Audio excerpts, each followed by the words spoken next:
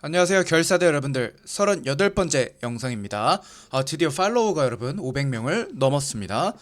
그만큼 욕도 악플도 많이 늘고 있지만 여러분 다시 한번 제 계정 제 유튜브에 대해 설명드리자면 전 여러분 단순히 뉴스들을 모아서 전달해드리는 그런 유튜버가 아닙니다. 전 여러분들이 실제로 투자에 써먹을 수 있는 아이디어들 제 견해를 자신감 있게 좀 전달해주는 편입니다. 그게 싫으시면 어쩔 수 없어요. 뭐 G 내피셜이네 여러분 제 채널이니까 당연히 제 내피셜이죠. 그래서 그게 저는 여러분 투자에 도움이 된다고 생각합니다. 왜냐면 여러분 시중에 나와 있는 뉴스들은요 이미 다 알죠. 그러면 그 뉴스들을 갖고는 돈 벌기가 쉽지 않다는 겁니다. 그래서 멤버십도 그렇게 운영하고 있고 누구보다도 빨리 제 아이디어들 잘 맞는 편이라고 생각합니다. 과거 영상들 보시면 알겠지만요. 그래서 저는 서스럼 없이 제 아이디어를 다 전달해드리는 그런 유튜버다. 아시겠죠? 자, 그 다음에 우리 4월이에요. 벌써 4월. 개빨라. 4월에 은근히 여러분 지표가 많이 나오는데 고용지표와 경기지표 이 두 가지가 중요하죠. 자, 월요일엔 여러분 제조업 PMI가 나옵니다. 그 다음에 ISM 제조업 구매자 지수 이것도 PMI죠. 죄송해요. 구매 관리자 지수가 PMI고요. 기업의 물품 구매를 담당하시는 분들을 여론조사하는 거죠. 그래서 예상치는 52.8. 그 다음에 ISM 제조업 구매자 지수가 있습니다. 이것도 여러분 가장 대표적인 물가지수, 구매자지수 그 중에서 여러분 구매자지수가 조금 더 중요한데 가장 대표적인 여러분 경기지표 중에 하나라고 보시면 됩니다. 아시겠죠? 그래서 제조업이 있고요. 또 뭐가 있냐면 비제조업이 있죠. 여기 있죠. 그래서 요 두 개는 여러분 중요한 게 여러분 경기 지표 중에 가장 핵심이고 여러분 주가 지수와도 가장 상관관계가 높은 지수입니다. 둘의 그래프를 맞춰보면 거의 일치하는 수준까지 갑니다. 그 다음에 여러분 화요일에는 졸트 구인 이직 보고서 나오고 있고요. 미국 노동부에서 작성하는 거라 조금 그래도 봐야 됩니다. 그 다음에 수요일엔 여러분 ADP 비농업 고용 변화 지수, 그러니까 고용 중에서 비농업 부분에 관해서 얘기하는 거고, 서비스 구매 관리자 지수, 여기서 여러분 제조업이었죠? 여기는 이제 서비스 구매 관리자 PMI가 나옵니다. 자, 그 다음에 여기 비제조업 ISM 제조업 물가 지수가 나오고요. 근데 여러분 제일 중요한 건요, 여기 뭐 실업도 있어. 제일 중요한 건 여러분 이거다. 실업률이다. 금요일 저녁 9시 반에 나오는 실업률이 가장 핵심이다. 지난번에 여러분 3.9였는데 요번에도 예상치 3.9로 나오고 있습니다. 참고로 여러분 지난번 실업률은 3.7%가 예상치였는데 쇼크였죠? 3.9%가 나왔습니다. 조금 무서워요. 이거 좀 이따 설명드릴 건데 굉장히 중요합니다. 그 다음에 임금도 당연히 낮아지면 물가가 잡힌다는 징조라서 훨씬 좋죠. 고용이 여러분 조금씩 낮아지고 있긴 한 것 같습니다. 자, 왜 고용이 중요하냐? 그렇게 고용 그런 이유가 뭐냐면 여러분 경기 침체가 오면요, 혹은 오기 전에요, 뭐가 있어요? 항상 여러분 고용이 떨어집니다. 죄송해요. 고용이 떨어진다. 실업률이 올라간다죠. 여러분 이거 실업률 그래프거든요. 지금 여러분 3.9야. 그래서 이 정도 있는 거 이렇게 살짝 올라왔어. 그것까지 반영 안 된 것 같아. 자, 회색 음영은 여러분 경기 침체 구역을 말합니다.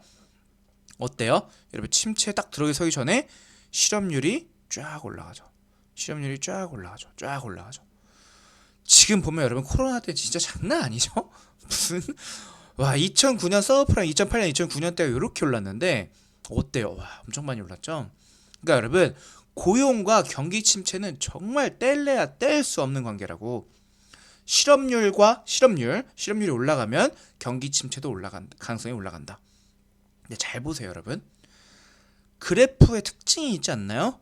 실업률이 올라갈 때 어때요? 갑자기 가파르게 올라가죠. 가파르게. 근데 여러분 내려올 땐 어때요? 완만하죠 그래프가. 그쵸? 여러분 이게 중요한 거거든요. 여기서 우리가 뽑을 수 있는 인사이트는 뭐야? 실업률은 한번 올라가면 급하게 엄청 올라가는구나 라는 걸 우리가 알 수 있어. 첫 번째. 하지만 고용 회복은 완만하게 된다. 여러분이 기업하는 입장에서 생각해봐요. 지금 갑자기 위기가 있어. 갑자기 사람 잘라야 될 거 아니야. 맞죠? 인원 줄여야 돼. 그 다음에 경기 이거 좋아지는 건가? 좋아지는 것 같기도 하고 하면서 조금씩 고용을 늘려가지 않겠어요? 그래서 이런 현상이 발생한다. 그래서 고용이 중요한 거다.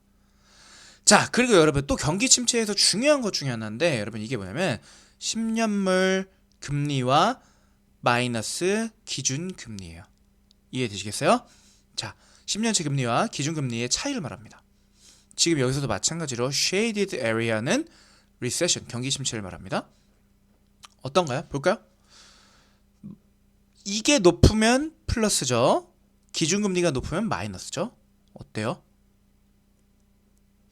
마이너스가 한 번씩 앞에 있고 그 다음 경기 침체 나거나 아니면 동행하거나 하지 않습니까? 여기서부터 더 원만하네? 어때?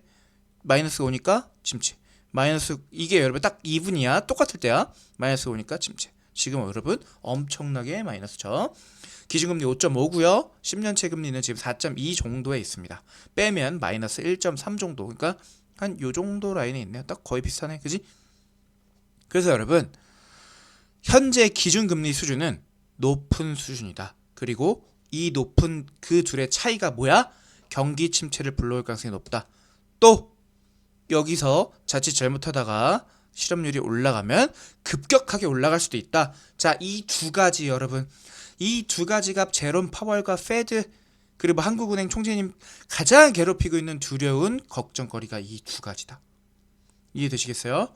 제가 이 말씀 다 드리는 이유는 뭐라고요? 실업률이 올 이번 주 금요일에 발표되기 때문이다. 자, 근데 여러분 연착륙 소프트 랜딩이죠. 소프트 랜딩의 정의가 뭐 여러 개 있어 이것도. 근데 결국 뭐냐면 여러분 금리를 올려서 경기를 하강시키면서 마이너스 성장 없이 기준금리를 올리는 행위. 이건 여러분 앨런 블라인더라고 여러분 프린스턴 교수시고 예전에 연준 부의장까지 하셨던 분입니다. 이분의 발표 자료 따온 건데 보시면요. 전설적인 퍼펙트 소프트 랜딩이래. 그게 언제야? 요때거든. 93년에서 95년까지 310bp 올렸대. 금리를 3% 이상 올린 거야. 기준금리를. 근데 없었어. GDP 드롭이. 코멘트가 뭐야? 퍼펙트한 소프트 랜딩이었다. 결국 이 교수에 따르면요. 지난 열 몇 번이 있어. 11번이 있었는데 딱 한 번만 연착륙 제대로 시켰다. 물론 자기가 있었을 때야. 연준에 있었을 때야. 아마 이때면 앨런 그린스펀이었을 거예요. 왜냐면 앨런 그린스펀은 여러분 옛날에 경제 대통령을 불렀던 사람이고 연준 의장을 가장 오래 했었죠. 언제까지 했냐면 여러분 빌 클린턴까지 했는데 제가 정확하게 기억은 안 나는데 시작은 예전에 왜 기억이 안 나냐? 그 배우 있잖아요. 배우 출신 대통령 뭐야 이름 기억 안 나. 암살 당하셨던 분 신자유주의 대통령 얼굴만 기억나네. 어쨌든 굉장히 오래 하셨었다. 자기가 있었을 때만 연착륙을 했었다. 10번 있으면 한 번 할까 말까다. 그 정도밖에 안 된다는 거야. 그래서 지금 여러분 작년에 이제 재작년이네요. 22년에 0.75씩 4번 연속 올렸잖아요. 엄청나게 금방 올린 거야. 이게 생각보다 연착륙이 쉽지 않다라는 자료입니다. 여기 써있구나. 그리스펀이라고. 자, 그래서 제가 하고 싶은 말이 뭐냐.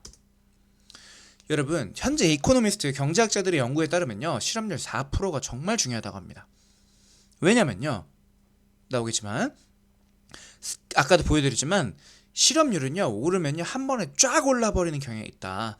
근데 그 쫙 오르기 시작하는 지점이 4%대가 오면 실업률이 급격하게 오를 수도 있다고 본다. 라고 지금 경제학자들이 컨센서스를 어느 정도 이룬 것 같습니다. 2월엔 여러분 예상치가 3.7이었는데 3.9가 나왔다. 생각보다 많이 실업률이 올라간 거죠. 근데 여러분 잘 생각해보세요.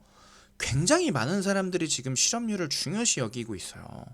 근데 예상치가 이 정도 틀렸으면 꽤나 많이 틀린 겁니다. 이게 그러니까 생각보다 여러분 뭐 몇 명 주장이 있어요. 스타워커도 그랬지만 여러분 누가 있었어요? 제임스 블라드. 이거 생각보다 무섭다. 제임스 블라드 4% 얘기했었거든요. 그때부터 진짜 조심해야 된다라고 제임스 블라드가 말했었어요. 저도 예전부터 계속 주장하고 있죠. 물론 제임스 블라드의 의견을 많이 반영한 의견이긴 합니다. 페드가 주장하는 것처럼 여러분 모두가 다 주장해. 맵하고 비둘기파고 파월이고 현재 금리 수준 높다. 제약적이다. 경기를 끌어내리는 압박 요인으로 작용할 정도로 높다. 왜? 물가를 잡기 위해서였거든. 어쩔 수 없지.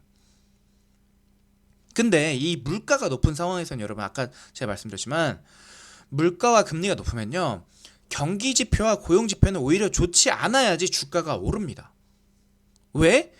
좋지 않아야지 기준금리를 낮춰줄 것 같은 심리가 작용하고 그 심리가 작용해서 어떻게 돼? 시중금리들 뭐 여러 가지 금리가 있다고 했죠. 제가 매번 말씀드리죠. 가장 대표적인 게 미국 10년째 10년짜리 채권 금리가 벤치마크에서 가장 중요하고 뭐 CP도 있고 은행 간에 빌려주는 금리도 있고 여러 지표들이 경기 지표야 고용 지표가 안 좋아야지 그 금리들이 다 내려간단 말이야. 그래서 주가에 좋단 말이야. 한마디로 정리하려고 했는데 두 마디가 더 정확한 것 같아서 두 마디를 정리하자면요. 금리와 물가가 높은 수준에선 나쁜 게 좋은 거예요. Bad is good이라고 하죠. 다른 말로 하면 뭐야? 장단기 금리차 역전이야. 원래 장기적으로 가면 여러분 이것도 설명해줄게. 단기물일수록 정책금리, 페드가 기준금리를 올리냐 낮추냐에 민감하게 반응합니다. 단기금리가. 그래서 여러분 2년짜리를 뭐라면요? 정책금리라고도 표현합니다. 정책에 따라서 왔다 갔다 하는 금리라서 2년째 채권의 금리가 반대로 여러분 10년채는요 벤치마크를 했죠? 다른 말로 하면 뭐냐면요 장기 성장률을 말합니다. 이해되시겠죠? 그러면 여러분 2년 동안 성장하는 것보다 10년 동안 성장하는 게 더 많겠지? 그러니까 10년채의 이자가 더 높아야 정상이야. 근데 10년채가 낮고 단기 금리가 높은 상황이야. 왜? 물가를 기준금리를 계속 올렸기 때문에 정책금리인 2년채는 올라간 거야. 여기까지 이해됐어? 근데 2년채가 너무 올라가다 보니까 장기적으로 성장할지 안 할지 모르겠어. 그러니까 장기 성장률을 반영한 10년채는 낮아지는 거지. 여기까지 이해됐죠? 어려운 개념이야. 하지만 정말 여러분들이 앞으로도 수없이 많이 들을 거야. 여러분이 제대로 투자하는 투자자라면. 그래서 이번 기회에 개념 정리 제대로 하고 넘어가시는 게 중요합니다. 자, 근데 여러분 물가와 금리가 내려가면 이 bad is good 장단기 금리차 역전 상황은 점차 해소되고 있고요. 작년부터 올해 말까지 계속 해소 돼가는 국면입니다. 자, 근데 연준의 페드의 두 가지 중요한 목표가 뭐라고 그랬죠, 여러분? 고용과 물가라고 했습니다. 고용과 물가가 가장 중요한데 그 중에서 기준금리를 끌어내리고 인하하는 시그널 뭐가 더 중요해? 고용이 더 중요하다는 거야. 자, 생각해보세요. 물가가 잘 잡히고 있어. 근데 고용이 멀쩡해. 잘 버텨주고 있어. 실업률이 안 올라. 계속 3.9야. 그럼 여러분 굳이 기준금리 내려줄 이유가 있습니까? 물가부터 잡는 게 더 중요하다. 야, 고용이 버티네. 이렇게 되지 않겠습니까? 그래서 제가 작년에 주장했던 게 0.75 한 번 더 올렸어야 된다고 주장했죠. 어쨌거나 자, 그러니까 뭐냐면 고용이 강할 때 물가를 팍팍팍 잡았어야 된다고 생각하는 사람이에요. 저는 매파였던 거죠. 이제는 조금 비둘기파로 돌아선 것 같아요. 제 자신이 뭐 쥐뿔 아니지만 제 의견은 그렇습니다. 자, 반대로 여러분 잘 생각해보세요. 고용이 무너지면요, 실업률이 팍팍 올라가면요, 야, 이러다 경기 침체 오는 거 아니야? 아까 제가 그래프 보여드렸잖아요. 그죠? 걱정되겠죠? 그리고 경기 침체가 와버리면요, 침체되는데 물가가 올라가? 물가는 떨어져.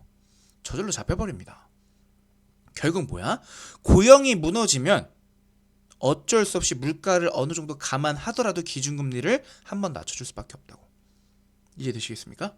그래서 이번 주 금요일에 나오는 이게 실업률이 정말 중요하다. 4자가 나오는지 안 나오는지를 정말 봐야 된다. 중요하다. 자, 근데 소프트 랜딩 어렵다 그랬죠. 근데 제가 예전부터 주장한 게 뭐야? 경기 침체 없이 물가 잡기 가능. 소프트 랜딩 가능해.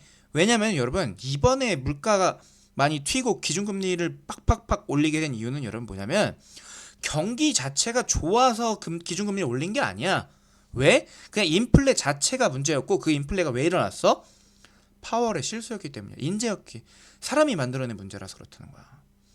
시장의 구조와 힘 때문에 만들어진 게 아니라 그냥 미안하지만 제롬 파월 의장이 페드가 실수해서 발생한 인플레였기 때문에 이 자기가 만들고 자기가 잡는 건 기존에 시장이 만들어냈던 기준금리 상승 이유보다는 약하다는 거야. 그래서 이번에는 소프트 랜딩 가능하다고. 그리고 경기 침체 안 올 거라고. 그러니까 한마디로 내가 왜 안 온다 그랬어? 2020년에 이미 경기 침체가 왔어야 하는데 코로나랑 겹친 거라고. 안 와요. 여러분 올해도 아니고 저는 내년도 안 온다고 봅니다. 왜? 올 것 같으면 기준금리 내줄 거니까 안 온다고. 제가 확실하게 말씀드립니다. 자, 그 다음에 뭐 그냥 격가지로 드린 건데 여러분 고용지표는 언젠가는 대대적으로 수정을 한번 해야 될 거예요. 왜냐면 여러분 기계화가 되고 거기에 심지어 이제 AI까지 끼잖아? 그럼 여러분 사람을 덜 고용해도 훨씬 더 잘 사업을 운영할 수 있게 되기 때문에 언젠가는 고용 지표가 그렇게 중요하지 않는 순간이 올 거예요. 저는 그렇게 보고 있습니다. 요거는 너무 형 이상학적인 머나먼 이야기긴 하지만, 자, 그래서 여러분 제가 생각하기에 제 유튜버의 장점은 뭐라? 이 인사이트 쪽인데, 주어진 뉴스만 갖고 투자하면 늦는다 그랬어. 거기서 뽑아내야 된다 그랬어. 아시겠죠? 그 다음에 금요일에 실업률 나오기 전에 영상 하나 더 올려드릴 건데, 여러분 요것도 중요한 내용이라 또 말이 너무 길어지네. 뭐냐면 여러분, 막상 기준금리를 낮추면요, 과거에 주가들이 꽤나 빠졌던 적이 많아요. 왜? 기준금리를 낮춰준다는 건 뭐야? 뭔가 경기가 안 좋다는 뜻이니까. 야, 그럼 주가도 경기 안 좋아지네. 그럼 주가도 살짝 빠지고 간 경우들이 꽤 있었다. 근데 이번에는 조금 다를 것 같긴 하다라는 것을 제가 조만간 영상 하나 올려드릴게요. 자, 그리고 멤버십 여러분, 매번 설명드리지만 저희 올해 수익률 YTD year to date 1월 1일부터 오늘까지입니다. 35% 정도다. 원래 40%였는데 지금 살짝 물려있기 때문이다. 이번 달 한 번 나가셨다. 60분 중에 너무 좋다. 다들 일단 들어오면 만족한다. 사람들이 안 와서 그렇지. 그래서 여러분, 지금 우리가 유튜브에 설명드리는 것들 실시간으로 교육해드리고 매매 타이밍까지 도와드린다. 사기 걱정 없다. 우리 방에 변호사도 있다. 불법적인 요소 하나도 없다. 왜? ETF고 미국 거라서. 우리가 주가 조작 못한다. 내부 정보도 없다. 그래서 여러분 계좌에서 여러분이 굴리기 때문에 한번 믿어보시고 와주셨으면 좋겠고, 일단 온 사람은 다 만족해. 그리고 궁금하면 5만원으로 10일 무료 체험까지도 가능하다. 아시겠죠? 이상 스타코였습니다.